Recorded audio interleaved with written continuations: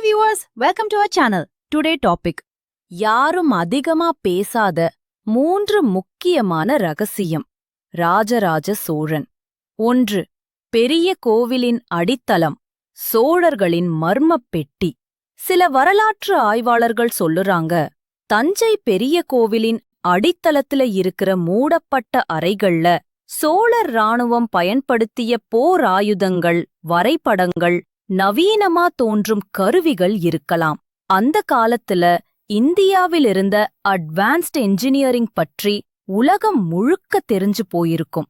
அதனாலதான் அந்த அறைகள் இன்னும் திறக்கப்படலன்னு சொல்லுற தியரி இருக்கிறது. எண் 2. ராஜராஜ சோழனின் மறைந்த கல்லறை. அப்படி பெரிய பேரரசன், ஆனால் அவரது கல்லறை எங்கும் கிடைக்கல.